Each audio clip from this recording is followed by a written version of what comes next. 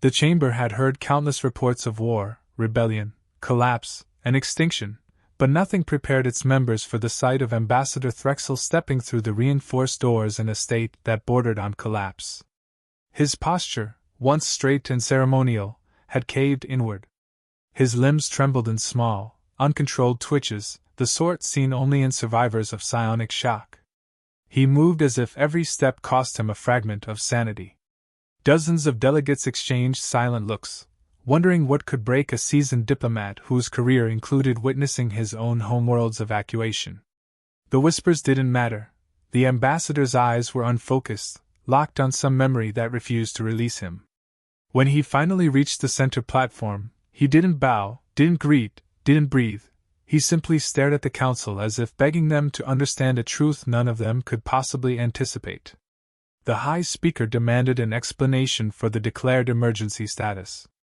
Threxel showed no reaction to authority, only to the question itself, which seemed to strike something inside him. His mandibles clicked once, sharply, and in a voice drained of all previous diplomatic warmth, he delivered the words that silenced the entire chamber. "Gods help you when humans go mad." The sentence hung like a tocsin. No alarms blared, yet panic rippled through half the room while disbelief settled over the other. Delegates accustomed to dismissing human unpredictability as an overblown stereotype rolled their eyes. Others straightened in alarm, knowing Threxel was not prone to dramatics, let alone terror. The High Speaker pressed for clarity. Threxel's breathing grew shallow, but he forced out the reason for his condition. He had witnessed a human emotional collapse, something far more dangerous than a military escalation or diplomatic breakdown. He tried to explain that humans did not rage like other species. Their fury was not a biological reflex, it was a catalyst that unified them with terrifying efficiency. He described how their emotional spectrum, admired by some and mocked by others, became a singular, focused weapon when triggered. The Council had read countless reports on humanity's compassion, creativity, adaptability, and stubborn patience. None of those documents prepared them for the side Threxel had seen. He recounted the early days of the diplomatic assignment he had once considered routine. Humans had seemed disorganized in small ways yet astonishingly synchronized in their larger objectives. They argued fiercely, laughed loudly, apologized easily, and shifted between opposing emotions with unnerving speed. He had viewed it as cultural overstimulation. It was only after time among them that he realized emotion was not noise for their species, it was their operating system. They felt in order to think. They cared in order to act. And when something broke that pattern, when grief and fury fused, they transformed into something the galaxy had never categorized. Threxel explained that he had been stationed near the frontier during a minor territorial dispute involving human scientific operations. Negotiations had begun smoothly, even pleasantly. Humans were cautious but optimistic, stern yet eager for mutual benefit.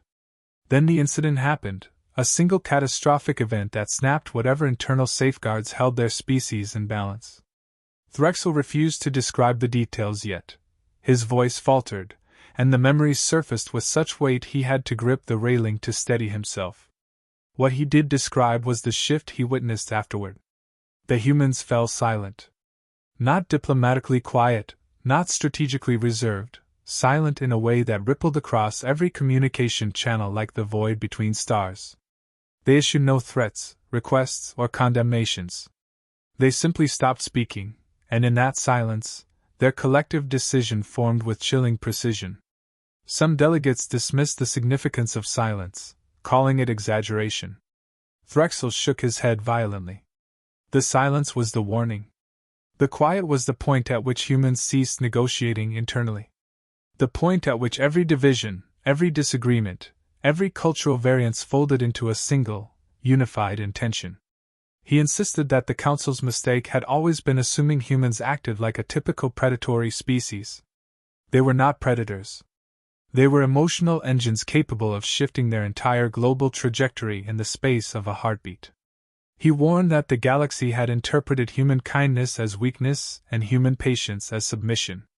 He claimed those misinterpretations were the seeds of disaster. Behind every friendly gesture, every diplomatic compromise, every extended hand, lay a truth the universe had never fully accepted. Humans chose peace, but they were built for war. Threxel finished the section of his account with a trembling declaration. The incident he had witnessed was not an isolated anomaly. It was a preview. If the galaxy ever cornered humanity again, if the right emotional trigger struck, no fleet, no alliance, no doctrine would restrain what followed. And with a hollow, defeated stare, he repeated the only warning he believed could save them all: once humans go mad, nothing in creation can save those who stand against them. Threxel forced himself to continue before the council could twist his silence into weakness. He explained that everything began with a dispute so trivial it should never have reached the galactic agenda. A mineral-rich moon on the frontier had been surveyed by both humans and a neighboring species. Negotiations were proceeding with the usual delays, paperwork, haggling, and political posturing, but overall it was stable. Humanity had sent scientists instead of soldiers, research vessels instead of warships, and diplomats instead of admirals. Their approach was cautious but cooperative, trying to avoid escalation while protecting their claim. Threxel noted how unusual it was to see a young species behave with such restraint, a fact that had impressed him at the time. Yet that same restraint became the foundation of a tragedy no one anticipated. He recounted how a rogue faction unrelated to the council decided to capitalize on the tension. Driven by arrogance and the belief humans were too fragmented to retaliate, they launched an attack on a small scientific transport orbiting the disputed moon. The vessel wasn't armed. It wasn't protected. It carried researchers, engineers, students, and a handful of civilians invited to witness the historic expedition. The rogue faction thought disabling the ship would pressure Earth into withdrawing. Instead, they triggered a chain reaction that rewrote galactic fear. Threxel described the intercepted transmissions that documented the final minutes aboard the human vessel. A young student asking if the shaking was part of the experiment. A senior engineer trying to reassure everyone while sealing failing bulkheads with his bare hands. A commander instructing the crew to prioritize the safety of the children instead of themselves. The recordings spread quietly through intelligence channels, and when Earth received the news, the global reaction was instantaneous. Not outrage. Not grief. A silence so deep it felt like a void swallowing every human broadcast. Diplomatic channels fell completely still. Trade communications froze. Even entertainment networks ceased transmission. Every human system went quiet as if they had collectively inhaled and refused to exhale. Alien analysts misread the silence as fear. Others assumed it was shock. A few believed humans were attempting to gather political leverage. Threxel insisted they were all catastrophically wrong. The silence was unity. It was focus. It was the last moment before reaction crystallized into purpose. According to Threxel, every major human institution, military, scientific, civilian, industrial, shifted gears within hours. Production facilities switched to emergency output. Fleet logistics realigned with terrifying efficiency. Civilian vessels volunteered for transport duty. Even human colonies on distant worlds pledged support without waiting for directives. No one ordered it. No one debated it. Humanity simply moved. What disturbed Threxel most was how calm the mobilization appeared. There was no frenzy, no chaos, no signs of panic. Humans who spent their lives in science, medicine, engineering, and education stepped aside to make room for rapid deployment. Military officers who had been retired for decades reported for duty. Civilians offered their homes to displaced families without being asked. Entire cultures synchronized without coercion. Threxel emphasized that this type of unity was unheard of among advanced civilizations, let alone a relatively young one. The council interrupted, asking why Earth hadn't issued an ultimatum or demanded justice first. Threxel replied that the humans had already made their decision long before the council understood the scale of the offense. They didn't negotiate with grief. They didn't deliberate over outrage. They reacted in the only way their psychology allowed, with coordinated ferocity. The rogue faction was still celebrating their ambush when human fleets began forming. Threxel explained how intelligence reports described supercarriers being fueled before the order even reached them, officers drafting strategy before receiving authorization, and families preparing goodbyes before deployment notices arrived. He stressed that humanity's mobilization was not driven by conquest or territorial ambition. It was driven by emotional calculus, an unshakable belief that the dead deserved justice, and that failing to act would dishonor everything humans valued. Their species wasn't rallying for revenge alone. They were rallying because a line had been crossed so deeply it shattered restraint. Threxel ended the account by reminding the Council that the attack had killed only a handful of civilians by galactic standards, yet humanity responded as if the galaxy itself had declared war on their existence. That was the moment he realized the true danger of provoking Earth. When humans break, they do not collapse, they converge. Threxel described the first strike not as an explosion of violence, but as an event of impossible precision. Human fleets did not announce themselves, did not broadcast ultimatums, and did not posture for effect.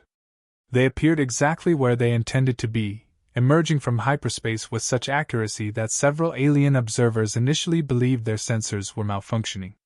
Orbital defenses designed to detect incursions minutes in advance registered the human arrival only after it had already happened. There was no warning window, no scramble time, no confusion on the human side. Confusion existed only among those about to be overwhelmed. The rogue factions' networks collapsed first. Communications went dead across multiple systems within seconds, severed by electronic warfare so sophisticated it felt almost gentle. No cities burned. No civilian districts were targeted. Power grids remained active. Life support systems stayed online. What vanished were command links, targeting arrays, financial access, and leadership coordination. Threxel emphasized that humans did not blind their enemies indiscriminately. They removed only what allowed resistance to organize. It was restraint executed with terrifying confidence. Alien commanders attempted countermeasures, only to discover their responses had already been anticipated. Human strategy unfolded like a completed equation rather than an evolving battle. Fleets maneuvered with silence and discipline, striking nodes that had taken decades to fortify. Defensive platforms were disabled rather than destroyed, drifting harmlessly once rendered inert. The attackers were not interested in spectacle. They were interested in certainty. Every move was final, every action irreversible, yet nothing was excessive. Ground operations followed with equal control. Human soldiers deployed in compact units, landing precisely where intelligence indicated culpability rather than population density. Threxel described watching through encrypted feeds as humans moved through hostile territory without shouting, without hesitation, without emotional display. They did not appear enraged in the way other species understood rage. Their fury had condensed into focus. It sharpened them. It removed inefficiency. They advanced like inevitability rather than aggression. The most disturbing moment, Threxel said, was when alien defenders attempted surrender. Standard galactic doctrine dictated that negotiations could halt escalation. Human units accepted surrender instantly, but only from those not implicated in the original attack. Those responsible were already identified, tracked, and isolated. There were no interrogations. No trials conducted on foreign soil. Evidence was compiled, verified, and transmitted in real time to multiple neutral observers across the galaxy. Humans ensured that what followed could never be disputed or rewritten. Executions were swift, clinical, and public. Not for intimidation, but for accountability. Threxel stressed this distinction because it horrified him more than brutality ever could. Humans did not kill to inspire fear. They killed to close a moral equation. Once the guilty were eliminated, human forces disengaged without delay. Entire fleets withdrew within hours, leaving systems intact and populations alive. No flags were planted. No territory was claimed. No resources were seized. The operation ended the moment its objective was fulfilled. Across the galaxy, disbelief spread faster than panic. Civilizations accustomed to drawn-out wars, power grabs, and posturing struggled to understand what they had witnessed. Humans had demonstrated overwhelming superiority and then chosen to stop. That choice unsettled observers more than the violence itself. It suggested a species capable of absolute destruction that restrained itself not because it had to, but because it wanted to. Threxel noted that no psychological model had predicted such behavior. The council interrupted again, asking if this restraint meant humans were holding back further retaliation. Threxel replied that restraint was not hesitation. It was discipline. Humans had not calmed down because they were satisfied.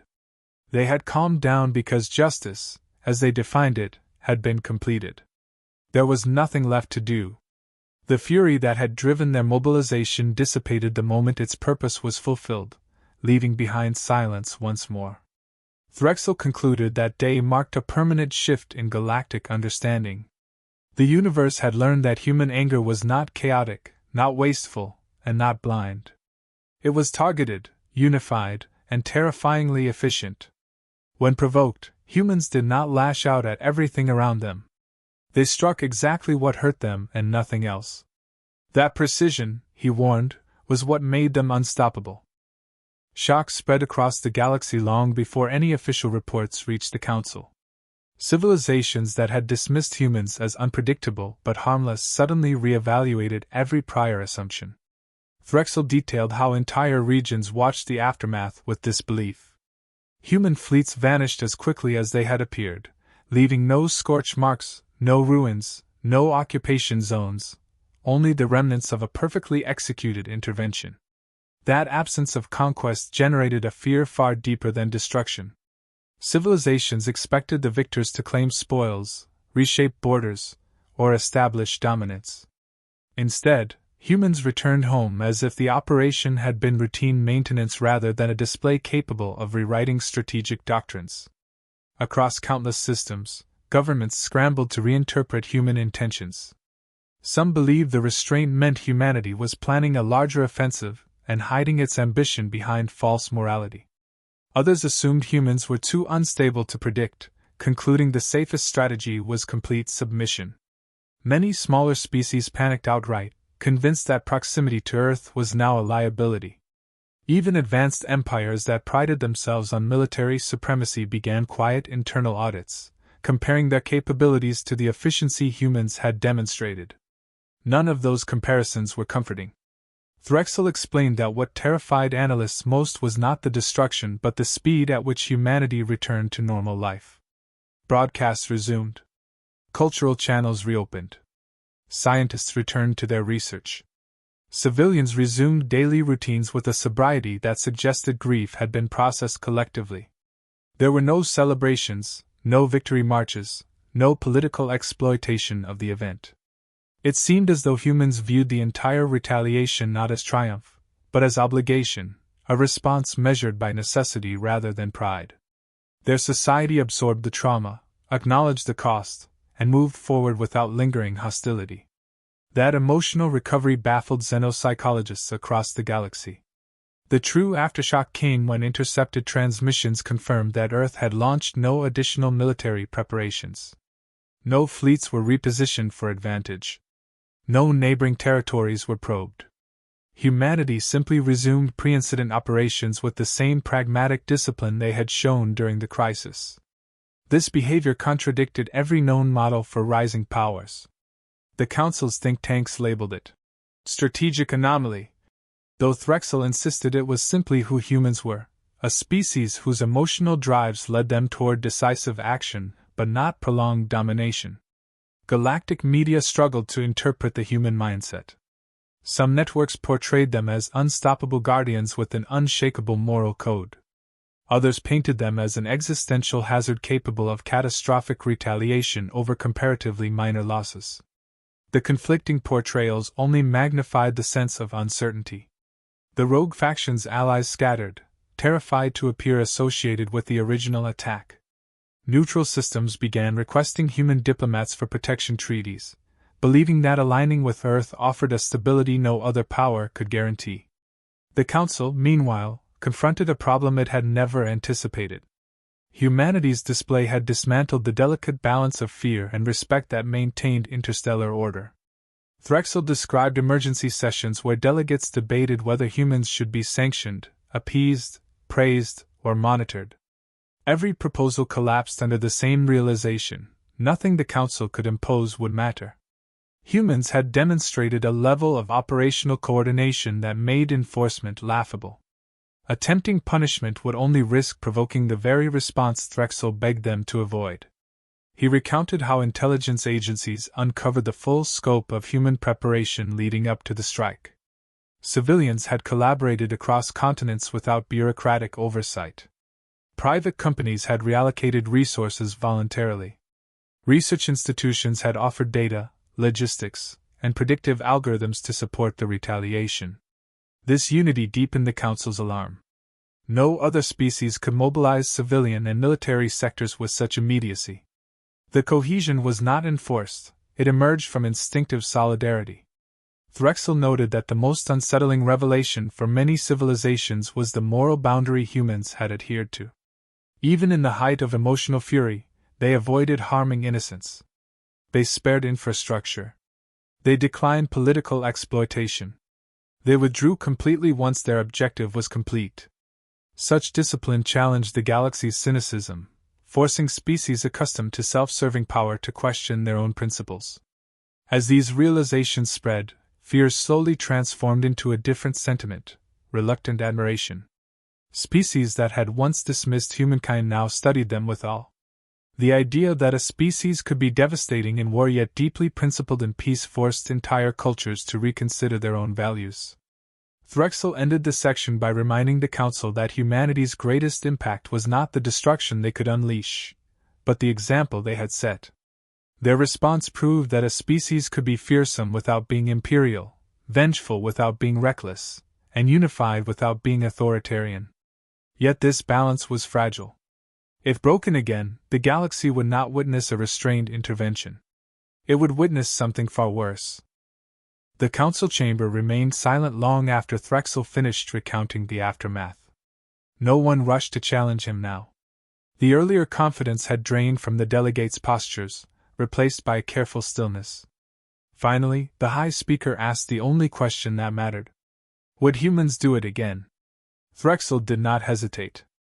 He said they would, without anger or enthusiasm, as a simple statement of fact. If provoked in the same way, if their people were harmed again, humanity would respond with the same clarity and finality. There would be no warning because warnings implied negotiation, and grief left no room for debate. He explained that what frightened him most was not human capability but human certainty. After the operation ended, Threxel had spoken directly with several human officials. None expressed pride. None expressed shame. They spoke with quiet resolve, stating that what happened was unavoidable.